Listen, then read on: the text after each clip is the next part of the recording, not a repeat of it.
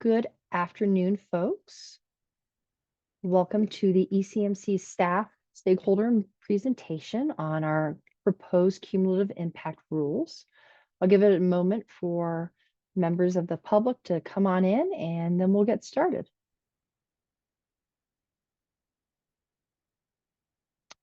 Okay, looks like we're stabilizing at about 59 participants.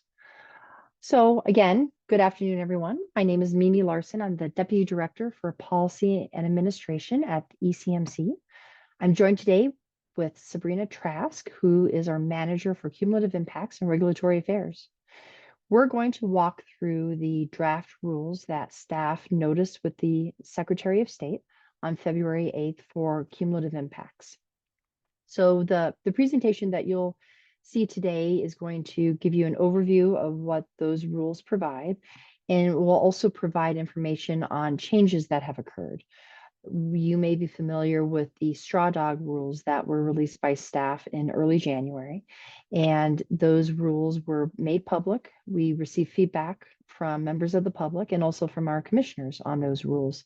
Based upon that feedback, we made additional changes to the rules, and those changes and draft rules are what were ultimately noticed with the Colorado Secretary of State. So again, and I just got a note that someone cannot hear me. So I don't know if someone else as an attendee could chat us and let me know if you can hear us. That would be great. Oh, okay. Everyone's all good now. Fantastic. So I will go ahead. We'll get started with a presentation, again, providing an overview of the rules that were noticed and highlighting also those changes that were made between the straw dogs and those rules that were noticed with the Secretary of State. So with that, give me a moment and I will share my screen. Okay.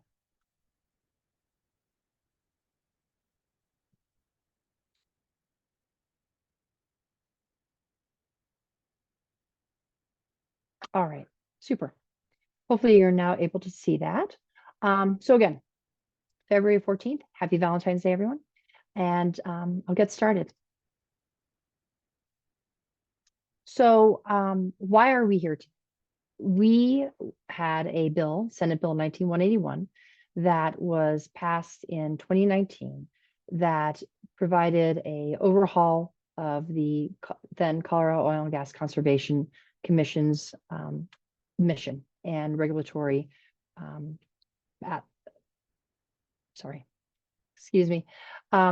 overhaul of our mission. And that Senate Bill 19181 resulted in a series of rulemakings that commenced in 2020. And part of the rulemakings that we undertook with Senate Bill 19181 was to address the potential impacts from oil and gas operations. And when the rulemaking specific to cumulative impacts was conducted, the commission recognized that there was additional work that would need to be done and that there would need to be a comeback to have an additional rulemaking that was able to implement and further look at cumulative impacts. So starting in 2023, in early 2023, the commission undertook stakeholder events to begin listening to the community, listening to stakeholders to see where we needed to go further with cumulative impacts. As that process was unfolding, we had House Bill 23-1294, which was introduced and ultimately signed into law. And that House bill required the ECMC to conduct a rulemaking on cumulative impacts and to, in part, or specifically also define what cumulative impacts are. So this slide here just provides a visual showing where we started back in January of 2023 and the progression of outreach that we made to stakeholders. And ultimately where we ended up in December of 2023 was with 5 in-person meetings, specifically in disproportionately impacted communities, again, to receive feedback on cumulative impacts and what we should be looking at in the course of this rulemaking. So as I noted in the beginning, we started off with straw dog rules. The straw dogs took into account the feedback that we received from the public and from commissioners. And it, again, specifically addressed the requirements that were set forth in House Bill 23-1294. So I want to spend just a moment or two specifically on House Bill 23-1294. So within that bill, the legislative declaration speaks extensively about the contribution that oil and gas sources make to ozone pollution. And one of the priorities of this bill as it relates to the cumulative impacts rulemaking was asking ECMC to put in place and to consider rules that would address oil and gas's contribution to ozone pollution. Specifically, House Bill 23-1294 asks us to evaluate and address the cumulative impacts of oil and gas operations. And in the course of defining cumulative impacts, it identified those impacts that we must look at. And specifically, the impacts that we must look at are those that may be addressable by our commission, ECMC. So an overview of the rules that our staff have put out there. Again, we have defined cumulative impacts. We've updated the definition of disproportionately impacted communities. ECMC did have a definition of disproportionately impacted communities in its rules that it adopted in the course of the mission change rulemaking. However, after that rulemaking was concluded, there was statutory changes to that definition, or a statutory definition of disproportionately impacted communities, that we are now proposing to incorporate into our rules. Our draft notice rules also really focus on the permitting aspect of the cumulative impacts and how that comes into our permitting regime. And we seek, in the course of these proposed rules, to more robustly address cumulative impacts. And some of the ways that we have done that is to propose, for instance, a community liaison that will provide support to disproportionately impacted communities, and you'll hear more about that in a moment. Require pre-application consultation for residences within 2,000 feet. And again, we'll go into more detail on all of these points here. Increasing and improving our stakeholder process. So ensuring that stakeholders have greater access to our process, more information about permit applications that are submitted to our agency, and more opportunities to provide public comment. We've also increased the amount of information that is required to be submitted in the course of an OGDP and a CAP. And we've also proposed a new Form 2D that will collect and be used in the course of our emissions assessment. So again, we're going to walk through what has changed from the straw dogs to our notice rules. And you see here some of the rules that we've highlighted here with changes. And Ms. Trask will go into more detail about a lot of this. And with that, I think we'll turn it over to Sabrina. Thanks, Mimi. Can everybody hear me all right? I will assume yes, unless I'm told otherwise. Okay, so we did redefine some of the existing definitions that either were in mission change rules or were originally put out with our straw dog rules. I'm just going to walk through some of those more significant definitions, certainly starting with the definition of cumulative impacts. It's a new definition. And based on stakeholder and commission feedback, we did decide to delete the second sentence of this definition. You can see the strike through there on the screen. In doing so, in deleting the second sentence, we've eliminated the undefined term potentially significant land uses, which was ambiguous, and the term industrial and manufacturing operations, which I'll speak more about in a moment. The simplifying of this rule focuses, or of this definition rather, focuses staff's cumulative impact analysis on metrics that are more well-defined and addressable by the Commission. We also eliminated the defined term cumulatively impacted community and removed all references to this term in Rule 314, which is the only place that we had originally drafted that term. Next slide, please. So we made minor changes to the definition of disproportionately impacted community. As Mimi mentioned, the added language is in blue. We just added that language to ensure that we appropriately capture the statutory definition.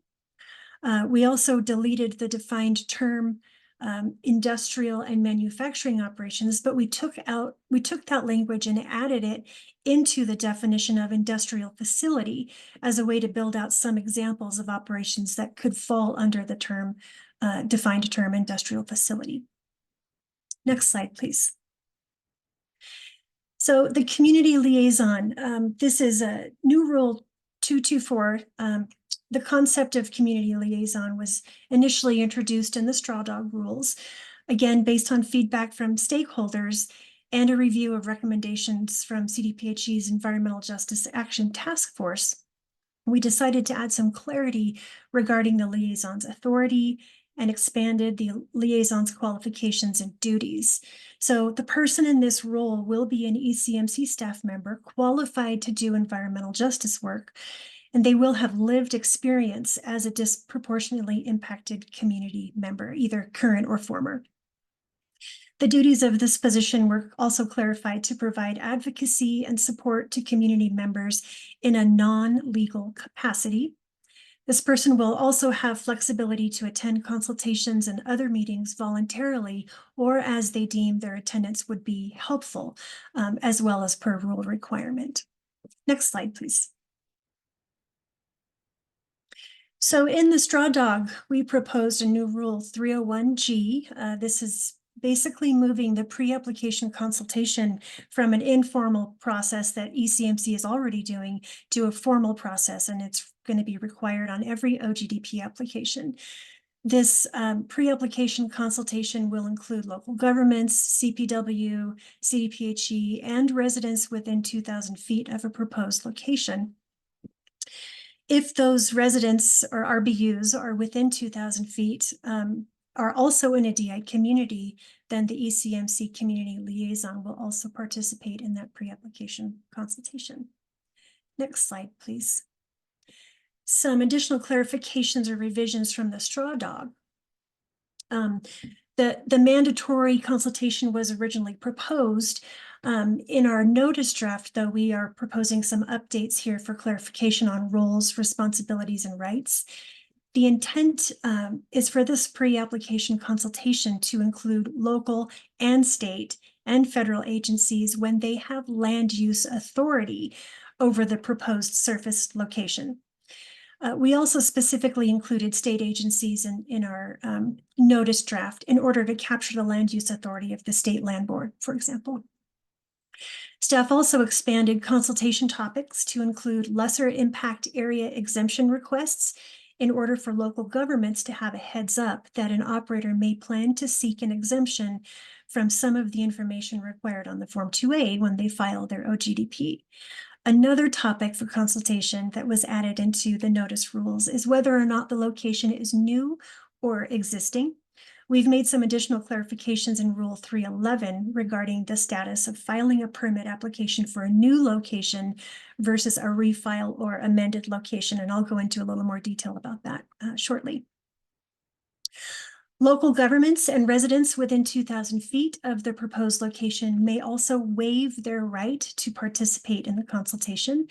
For local governments, this can be a simple email to staff. I know we do have a form, I think it's the Form 29, that's clunky, it doesn't work very well, and so we want to make sure that local governments have the ability to waive or reinstate their right to consult on any given OGDP as accessibly as possible through just an email to staff. For residents, this waiver must be in writing, and the operator will include any signed waiver in their OGDP application. Local governments may also wish to provide the operator and/or staff or other data or other information to assist with the identification, evaluation, or means to address cumulative impacts at the proposed location. This might include information about local planning or zoning or changes in land use, permitted development, or other topics that the local government wants to be included in the process. So once an OGDP has passed completeness, the formal consultation period opens as described in existing Rule 309. Staff revised Rule 309C based on feedback regarding potential liability issues related to a requirement to provide childcare and transportation services. So you see the language in blue is what has been updated since the straw dog rule was released. Next slide, please. So throughout the straw dog rules and carrying into the current notice rules, we've made a lot of stakeholder process improvements in the existing rules. So just a quick walkthrough. Amended Rule 303D1A, which is the public comment period. This has been extended from 45 days to 60 days for those locations proposed within 2,000 feet of a disproportionately impacted community. Amended Rule 306C requires notice of the director's recommendation to be sent electronically to any person who attended a Rule 309C consultation. That is as long as that attendee provided an email address to us. Amended Rule 309C, consultation with building unit owners and tenants. Again, this is after passing completeness. This expands requirements for meetings with residential building unit owners and tenants and the community liaison. Also requires that the operator submits a written summary of some of the details of that consultation with those RBU owners and community liaison. So information about topics of specific interest that were raised or questions that were raised by participants and the operator's response to those questions. And then we also amended Rule 309F, which is the consultation with CDPHE. This consultation is required when locations are within 2,000 feet of a residential building unit. The consultation with CDPHE is also required when the location is within a disproportionately impacted community and any residential building unit is within 1 mile of that proposed location. I want to highlight that this is largely what staff and our colleagues at CDPHE have been doing informally the past couple of years. This is sort of just formalizing that ongoing process into the rules. Next slide, please.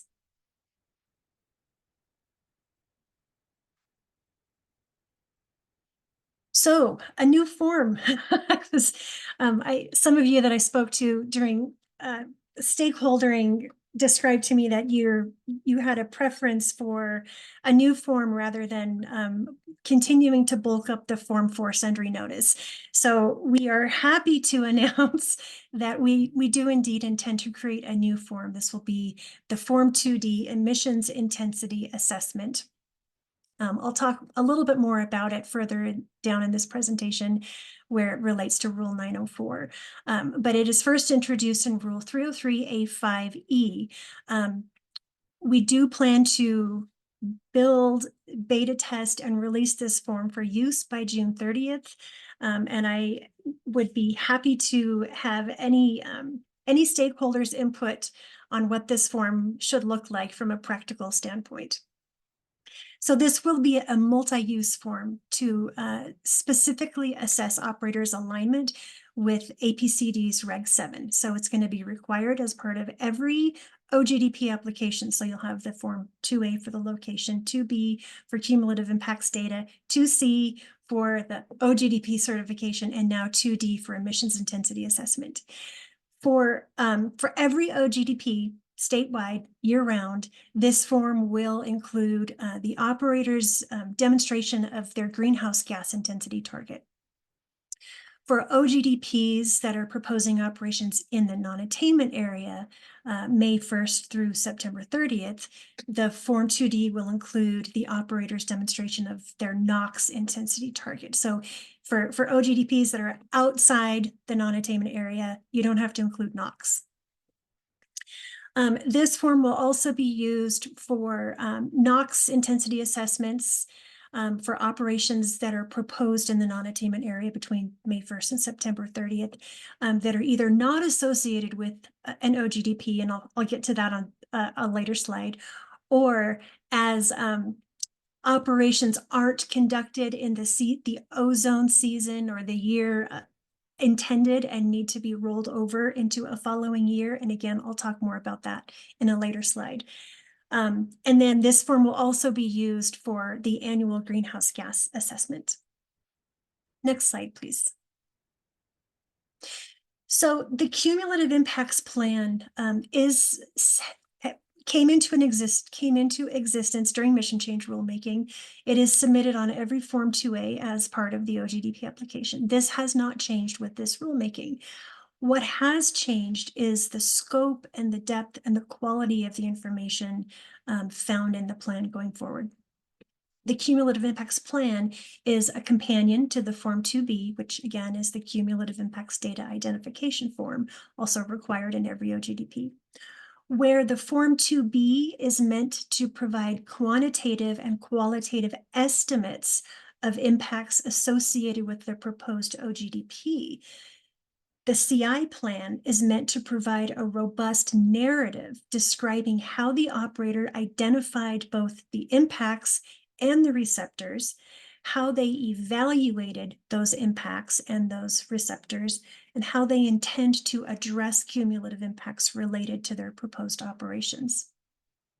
So some of the new informational requirements for the Cumulative Impacts Plan includes aerial imagery with overlays showing both impacts and receptors, a list of all the BMPs the operator has committed to, and for each of those BMPs, a description of specifically how it addresses cumulative impacts, a copy of the CDPHE EnviroScreen data for the proposed location, and if available, and there's an asterisk by that, the environmental justice summary submitted to CDPHE as part of the operator's air permit application. We recognize that it is very unlikely that an operator has this summary ready to go at the time the OGDP application is submitted, but where it might exist, we encourage operators to provide it. We also recognize that there may now, with these additional requirements in the Cumulative Impacts Plan, there may now be some duplication of information between this plan and other plans and attachments on the Form 2A. We do intend to publish new and updated guidance documents to provide clarity to operators and reduce that duplication of information. And as a side note, for those of you who have been frustrated by the status of ECMC's guidance documents since mission change, I'm happy to announce that we have a new technical documents specialist on staff, Alex Axe. Some of you may know Alex from the permitting group. They're currently building an internal system to better triage and support the development and management of all of our guidance documents. So stay tuned for updates coming soon on that front. Next slide, please. So permit expiration and extension. Based on feedback from commissioners, staff amended Rule 308, which governs the Form 2 APD or well permit, Rule 311, which governs permit expiration in general, and Rule 312, which governs subsequent operations on existing wells. These amendments are meant to ensure that operators do not start drilling operations on locations permitted years earlier unless they have a current cumulative impacts assessment. Additionally, we amended these rules first to provide a cumulative impact review for new and refile operations proposed on existing locations that were permitted or built prior to mission change. Second, to encourage operators to take full action on approved permits before they expire, thus providing more certainty about the timing of operations. And third, to encourage operators to complete permitted operations in as few occupations as possible, further minimizing impacts to nearby residents and communities. Again, we acknowledge there are timing limitations both for wildlife and for NOx in the non-attainment area. But I believe that these rules will go far to address some of the issues that we have experienced. So Rule 311 keeps the existing 3-year expiration date for OGDPs and their associated Form 2s and Form 2As. What has changed is that once the Form 2A or Form 2 expires, all pre-production operations will be prohibited. If pre-production operations have commenced, the operator may seek an extension of the permit up to 6 months. This is a pretty big change. That extension, however, must be granted by the director prior to the expiration date of the Form 2 or Form 2A, and it may only be granted one time. So effectively, any pre-production operations that take more than 3.5 years to complete will be prohibited unless a new OGDP is approved. In Rule 308, staff clarified that in order to drill or complete a well on a location that never underwent a cumulative impact assessment, an OGDP is now required. This replaces the longstanding practice of submitting refiled Form 2s to drill wells that were approved on a Form 2A prior to mission change. In order to fully understand and assess the impact of drilling a new well, even one that was previously permitted, a full OGDP application is necessary to ensure the protection of public health, safety, welfare, the environment, and wildlife resources. This also gives the operator and staff and the commission the opportunity to assess any land use or other changes that may have occurred at or near the location in the years since the location was last permitted. And then finally, Rule 312 describes subsequent operations on existing wells. Under mission change rules, an operator is required to submit a Form 4 sundry notice for approval prior to conducting work with heavy equipment on an existing well outside regular maintenance work. Staff has revised this rule to specify that when this heavy work involves drilling or completions operations, and the Form 2A or Form 2 are expired, an OGDP will be required. Examples of when this would apply is when a well was spud, but never drilled to total depth, or when a well was drilled but never completed. In those two examples, the well could be designated inactive, either I think it's suspended operations or waiting on completion.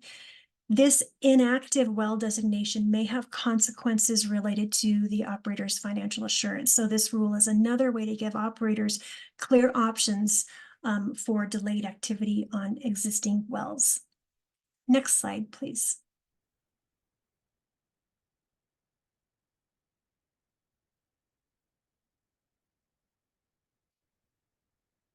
Okay, so CAP, Comprehensive Area Plan, permit application requirements have been upgraded from mission change.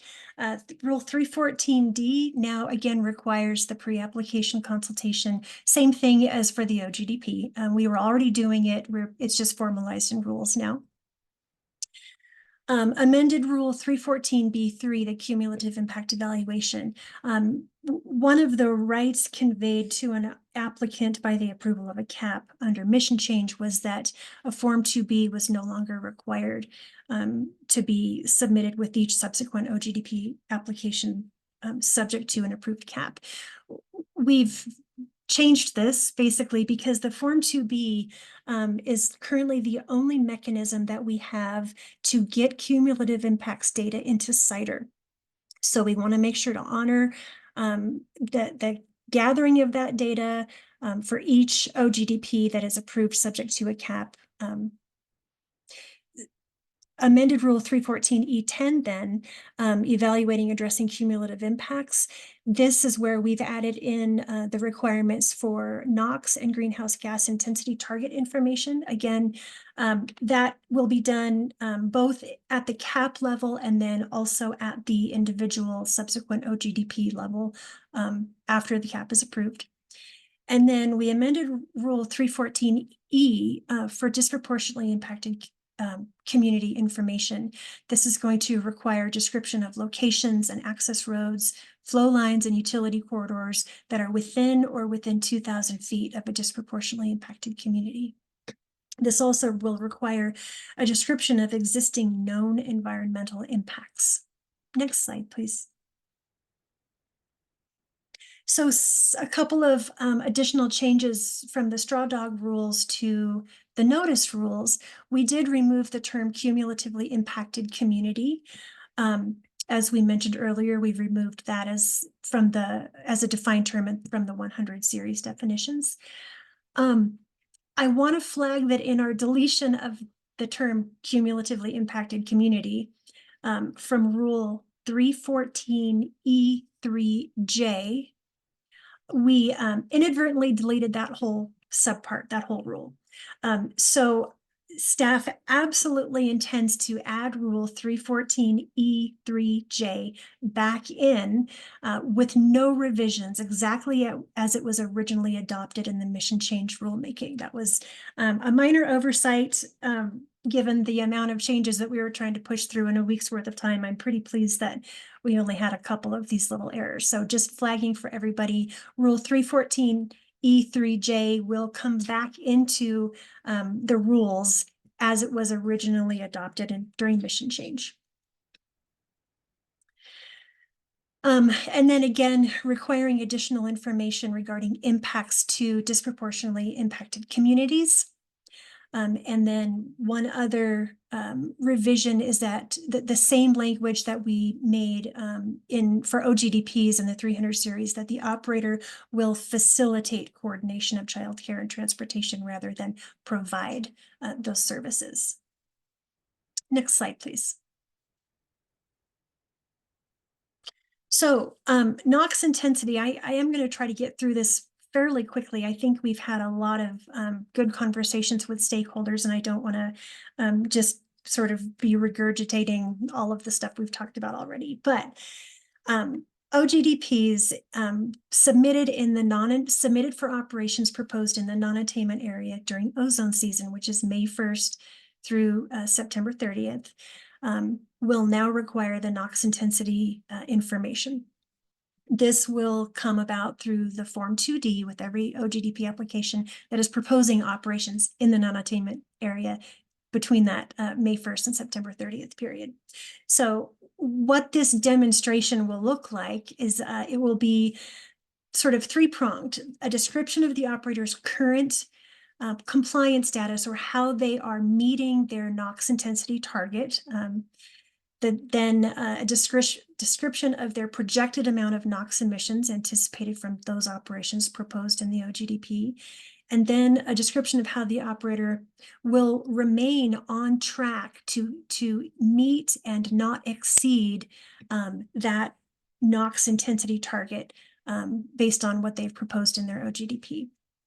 The OGDP application with the new Form 2D must be submitted by the end of the year previous to the next upcoming ozone season. So submitted by December 31st for technical review and commission decision in order to be able to potentially be approved to conduct pre-production operations in the upcoming ozone season. Next slide, please. So then again, proposed new Rule 904E permitted operations within the non-attainment area. Again, this is just operations proposed in or permitted in the non-attainment area, meant to be conducted during that ozone season of May 1st to September 30th. And what this is meant to capture is all of any Form 2As or Form 2s that were approved through an OGDP that may have been given approval to be conducted in an ozone season, but they weren't conducted in that specific ozone season. Now it's, say, a year later, and the operator wants to conduct those operations that were approved a year and a half previously. The Form 2D will be submitted to request sort of that reassessment, since the original approval was done using NOx intensity targets based on, say, 2024. And now the operator wants to conduct those operations in 2026. Their NOx intensity targets are different. Those NOx intensity targets are going to change every year based on AQCC rules. And so this gives the operator and staff and the commission another opportunity to look at that intensity, the NOx intensity target, using that updated target information and any updated BMPs or anything else that the operator wants to include. This process also addresses Form 2s that are not associated with an OGDP.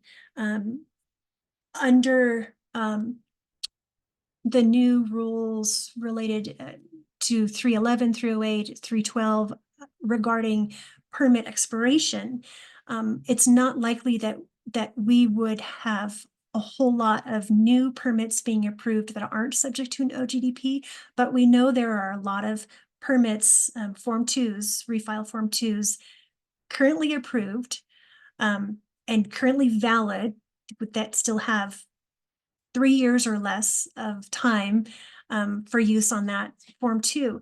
So if an operator wants to, say, drill those refiled Form 2s that were approved last month, they would need to submit the Form 2D and indicate which of those they wanted to drill or complete in the non-attainment area during that May 1 through September 30th ozone season.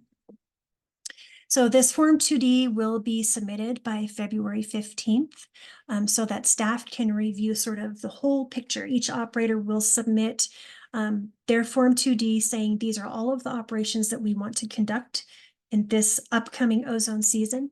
It will give the commission an opportunity also to sort of, I don't want to say tally, but sort of tally, or at least get an understanding of which operators are asking for which operations to be authorized in this upcoming ozone season. So that will inform then the director's report to the commission on operations authorized during ozone season. Next slide, please. So ECMC new rule 904I is similar to the NOx piece, except it's for greenhouse gas intensity. Greenhouse gas pursuant to AQCC's Reg 7, greenhouse gas intensity is statewide, so it will go into effect for every OGDP application. And there are no seasonal restrictions or anything on it. So it's year-round, statewide on every OGDP. Again, the operator will provide in their Form 2D a description of how they are on track to meet their greenhouse gas intensity targets, the projected amount of greenhouse gas emissions they anticipate from the proposed operations, and then a description of how, even if those operations are authorized, the operator will remain on track to not exceed their greenhouse gas intensity target. And then annually, operators will provide, again, the Form 2D to detail sort of an annual report of their greenhouse gas intensity targets. Next slide, please. So we heard a lot of feedback from our stakeholders seeking more specific language on denial criteria. We did build in some new, very specific denial criteria language in the new Rule 904D, 904E, and 904I. Specifically, that the director will consider the operator's ability to meet or not exceed their NOx or their greenhouse gas intensity target in making a recommendation whether to approve or deny the OGDP. Same with the commission. If the commission finds that by approving an OGDP, that operator will exceed their NOx or their greenhouse gas intensity, the commission may opt to deny that OGDP, or the commission or the director may recommend to the commission conditions of approval, particularly for NOx, again, only in the non-attainment area and only for those operations proposed between May 1st and September 30th. The director or the commission may apply conditions of approval to the Form 2A to limit those operations to outside that May 1 through September 30th window. Next slide, please. So to kind of summarize then some of the changes between the straw dog version of the rules and the version of the rules that we have most recently noticed. Rule 904 was pretty significantly revised by staff, largely due to a lot of really helpful feedback from our stakeholders. We align the language to better fit how ECMC will review an operator's NOx and greenhouse gas intensity information. We also clarified that certain requirements only apply to those operations proposed within the non-attainment area and only during the ozone season from May 1 through September 30. I do want to note that this does diverge from AQCC's Reg 7, which calculates intensity for both pre-production and production. We are only looking at pre-production operations. And it's important to remember that the reason for this is because AQCC's review, particularly for both NOx and greenhouse gas, is looking backwards at the prior year's reported data, whereas ECMC's review is forward-looking, where production data cannot reliably be forecasted. And so we're sticking just to pre-production here. Staff also clarified how and when the director and the commission could approve with condition, or deny an OGDP or other operations based on their assessment of an operator's NOx or greenhouse gas intensity status. We also clarified the process for NOx intensity based on the year the pre-production operations are intended. Again, so since NOx, let's just focus on NOx for a minute in the non-attainment area. Since NOx intensity targets will change each year between now and 2026. A 2024 OGDP approval will not be valid for operations that will be conducted in 2026. So we added some clarifying language that the NOx intensity assessment will be required in the months preceding the operations.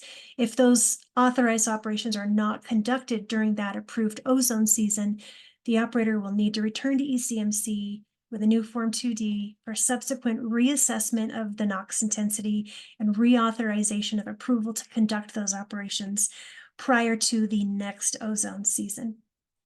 And then I hate to sort of end on a downer, but one more note, a couple of small corrections that I wanted to note in rules 904I4 and 5, which are the very last two rules in the noticed draft. Staff does intend to replace the language of the Form 4 with the Form 2D as the mechanism for operators to submit their annual report on greenhouse gas intensity. We will correct that error at some point during the rulemaking process. So I think that is all I have, but yeah, I'm going to pass the mic back to Mimi now. Super. Thank you very much, Sabrina. So we just want to run through the next steps in our rulemaking process. So the rules were noticed on February the 8th. We have provided on our website information about how one can sign up to become a party to the rulemaking.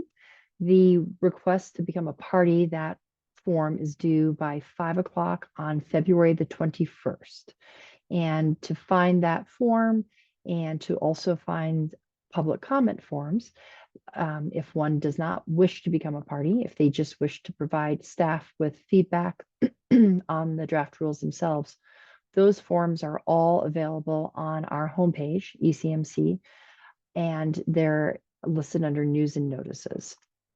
And we'll show you a screenshot here in just a moment of where you can find that. So the rulemaking itself will begin on April 9th. There will be an evening public comment session that begins at 5:30 p.m. There's also a daytime public comment session on April 19th. Both of those public comment sessions will have the opportunity for individuals to have translation services if they need that. If one desires, again, not to be a party to this rulemaking, but only to provide us written comment, that written comment is due on April 16th. And then the rulemaking hearing continues on April 22nd with party presentations, commissioner deliberations, etc.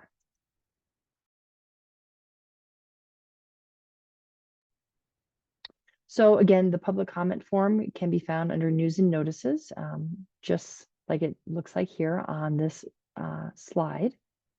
And to find just more information about the actual rulemaking itself, including where you can find copies of the rules, you would go to our hearings page and then go to the rulemaking tab and select cumulative impacts. I was just told as our stakeholder meeting began that the rules are available now in Spanish as well. So we have an English version of the draft rules, and we also have a Spanish version of the draft rules. And those will be on our website as soon as possible if they're not already there. So that is all. I'll stop sharing. I know that there are folks who may have questions. And so we have a few minutes left and would be happy to take questions from individuals. If I could ask Jenny or Angelica to bring people in, that would be great. It looks like we have Patricia Garcia Nelson first and then Mike Foote.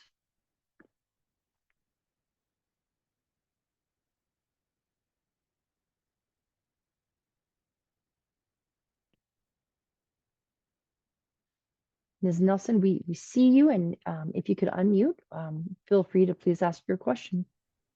Yeah, I have quite a few questions. And so I don't want to take up all this time, but I do want to ask specifically about outreach. So I had been following this rulemaking. I thought I had signed up to receive emails about this. I found out about this meeting this morning. I didn't see it announced on the website either. And so I'm wondering what y'all's strategy is going to be to get more folks to these meetings, as well as outreach to community members. We've had several conversations, and it's bad enough that we're still just doing emails, but it's even worse when the people that usually get those emails are not getting them. And so that's really concerning for moving forward. Sure. Thank you for that feedback. And I'm sorry that you did not receive the email. We will go back and ensure that your email address is on our distribution list. I do know that the notice about this rulemaking, the stakeholder meeting, was put up, I'm not sure, late last week, Thursday last week or so, under our upcoming events. And again, I apologize that you did not receive that email notification.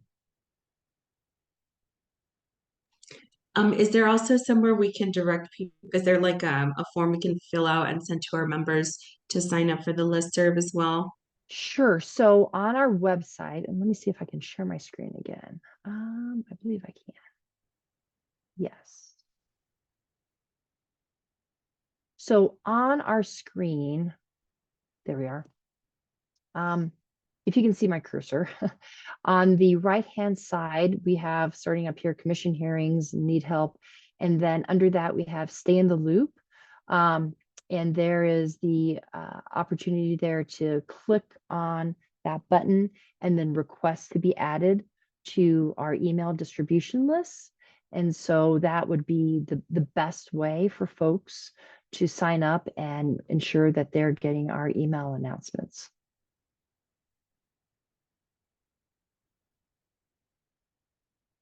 And one last question, because I'm on the form, is that going to be for all rulemaking announcements for ECMC? Because the form just says this is just for weekly hearing updates. So on the right hand, I'll share my screen again.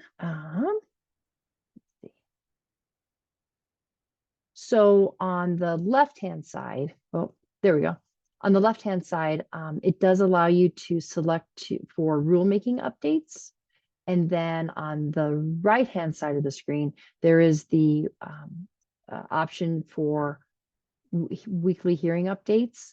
So if one is interested solely in our rulemaking updates, I would recommend that they fill out the form on the left-hand side of the screen. Thank you for the clarification. Sure.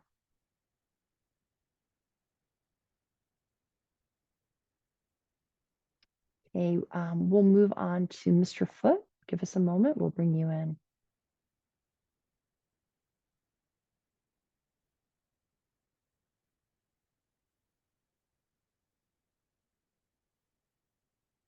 Thanks, Mimi. I have a quick question. You've indicated some timelines and dates for public comment for those that do not want to be a party or would participate just as public commenters. What about a timeline for those that are filing as parties for pre-hearing statements, rebuttals, et cetera? Has that been figured out, or is that going to occur after the parties submit their application to become parties? Yeah, that information will be provided after we have the full list of parties who have signed up. We have a hearing officer who's assigned to this matter, and the hearing officer will provide all the parties with that information. And again, let's see, yeah, it's February 21st that the sign-up sheet is due by 5 o'clock.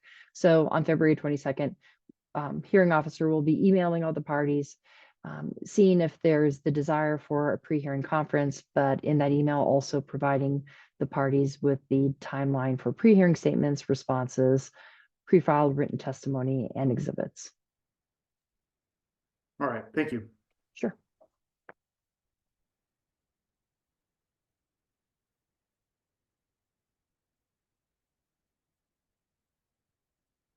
And I'm just seeing if we have any other folks who have raised their hands.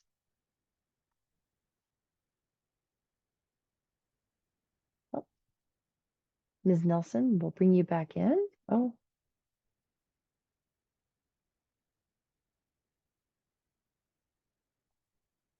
Yeah, if nobody else had a question, I definitely want to take advantage of this. So one of my questions that I was thinking about while Sabrina was explaining was specifically about, so this is just all like this cumulative rulemaking is specifically only for oil and gas, correct? And so this is not for the emerging technologies that y'all have sought the authority over. That is correct. House Bill 1294 directed us to conduct this rulemaking for cumulative impacts specifically for oil and gas operations. Are there any plans for the commission to adopt rules for all emerging technologies that y'all have sought authority over? So for instance, the CCS rulemaking, carbon capture and sequestration rules that will be noticed later this year I believe, I may get this wrong, but I believe it was Senate Bill 16. In Senate Bill 16, it directed that we would also conduct a cumulative impacts element in that rulemaking, ensure that we've addressed cumulative impacts. So that is going to be addressed in that individual rulemaking. Okay, and then I did have a specific question about this rule. So right now, y'all are issuing permitting based off of intensity standards and stuff, and all of these modeling and stuff. So during pre-production emissions, we know that that's when there are some of the highest. Like, is there any mechanism to check that the emissions aren't out of control during pre-production? Because I mean, I understand at that point it turns into an air quality thing, but y'all are the ones issuing the permits for this pre-production activity.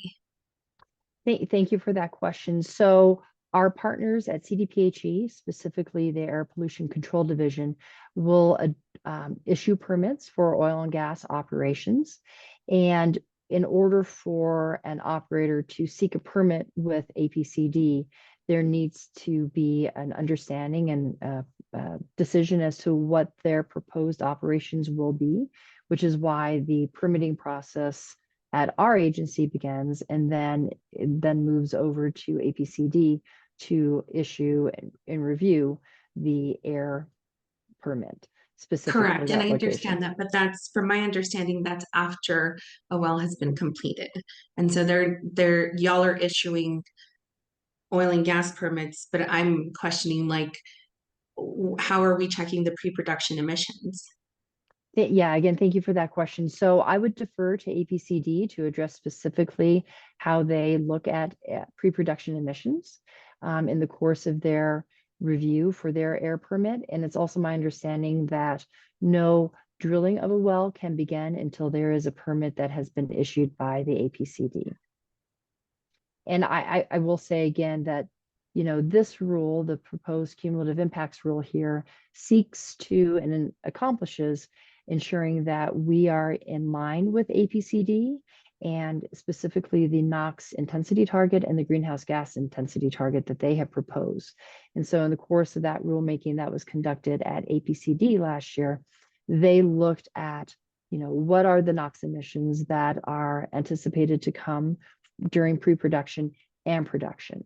So both the NOx and the greenhouse gas intensity rules include pre-production activities and production activities. And so through our process of ensuring that operators are meeting those intensity standards, we are addressing pre-production emissions.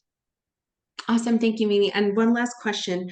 Are y'all gonna be able to explain to community members and to parties of the rulemaking what's gonna be considered addressable for ECMC? Because I still haven't been able to figure that out.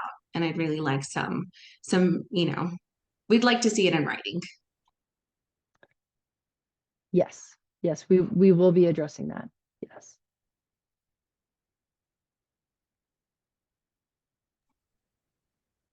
I might, if I may add a little bit to that last question. I believe House Bill 23-1294 specifies that the definition of cumulative impacts includes addressable impacts. And I think that those are defined as those, and Mimi, you'll have to help me out with the language. I don't have it pulled up in front of me, but I think that that is specific to those impacts from operations caused by oil and gas, and that the operator has control over. I've misstated that, but there is some language in that statute that helps us define what is addressable. But we will absolutely make a point to delve further into understanding what that is and communicating that during rulemaking. Yeah, and I just want to say, you know, for many years we've been asked specifically, you know, what is it that we want, and we would like a clear definition of what addressable is, because so many things that the agency is doing are really becoming arbitrary, and it really isn't helping community. And so we would really like it to be in writing and be specific. Because at the end of the day, what we don't want to happen is that y'all are going to complete this rulemaking and then something's going to come up and y'all are going to say, oh, that's not addressable. Oh, we can't do that, which is something that's happened over and over again. We appreciate that feedback for sure. And we will continue to look at that in the course of the rulemaking. Looks like we have a question from Matt Lepore. We'll bring Mr. Lepore in.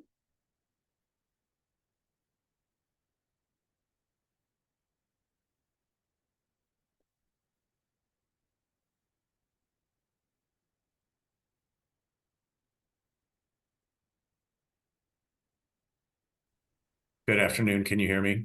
Yes, we can. Thank you both for the presentation. I'd like to ask a question that I hope has a short answer related to Rule 311.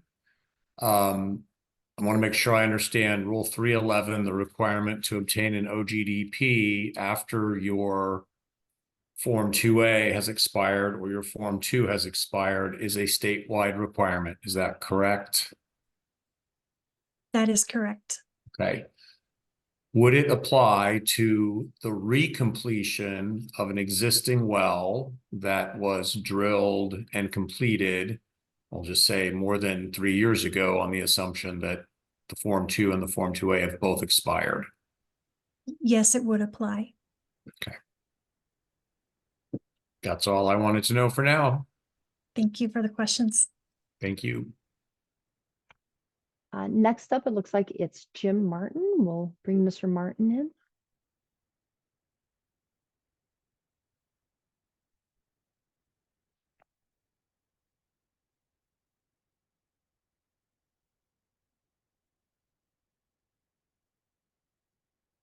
And Mr. Martin, we have you in the meeting. If you would like to unmute, we can see what your question is.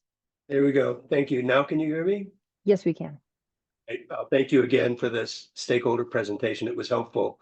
And you needn't answer this question today, but I would appreciate maybe an insight as we go forward about why you opted to delete the reference in this definition of cumulatively impacted communities, since that provision does occur in the Reg 7 regulations adopted by the AQCC, and it seems as if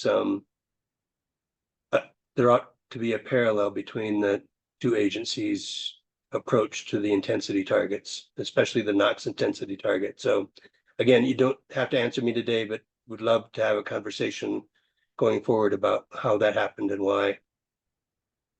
Certainly, we'd be happy to further explain that. And Sabrina, I don't know if you'd like to address that a little bit now, or if we can take that offline, that's fine. I'm not totally comfortable addressing it right now. Sure, But so you can take I that off. acknowledge that it's a conversation that we should have, we should continue to engage on. My sort of limited understanding is just that we were given direction from the commissioners to consider removing it. It wasn't a directive to remove it. It was just a directive to consider removing it because there's, well, maybe I'll just stop there for now. I would like to continue the conversation though, once I have a little bit better understanding of it myself. I look forward to it. And I didn't mean to put you on the spot today, but going forward, it'd be great to have a conversation. And thank you both again. It was helpful today. Of course. And I want to be respectful of everyone's time. We'll take one last question from Brent.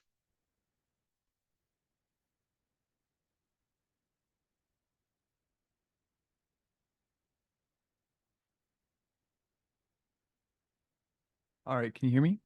Yes. All right, thank you for taking my question. I'll try to be quick. For a member who represents community groups, who really is eager to focus on meaningful community engagement in the development of the cumulative impacts rules, if we still don't see what I would consider like community's opinion and views being put into these draft rules, what's the next step for us to take? Is it to be a party and to submit like an alternate proposal, or to, in our first party document, submit alternative languages, which is like entire new paragraphs to the rules? Is that the time and place for something like that? Certainly, if you feel that you would be best able to present your proposal, becoming a party to this rulemaking is likely one of the better ways to do that. Again, we do have that form available for individuals to provide feedback if they do not wish to become a party. And also, of course, we're still listening and wanting to talk to members of community in the course of the stakeholdering process. So even though the rules have been noticed for rulemaking, that does not mean that the stakeholdering process has concluded. So if you would also want to email myself, Ms. Trask, with your recommendations and where you feel that the rules need to be improved upon, we'd be happy to look at that information and happy to speak with you as well. Okay, yeah, thank you for that. And I'll try to get that to you before the rulemaking docs are due. That'd be great. Okay, well, again, we thank everyone for your time today and participation. And again, just reminder, please visit our Cumulative Impacts rulemaking page for updates and look at our news and notices on our website as well. We'll use that as a vehicle to get information out, and also through email. So thank you again very much.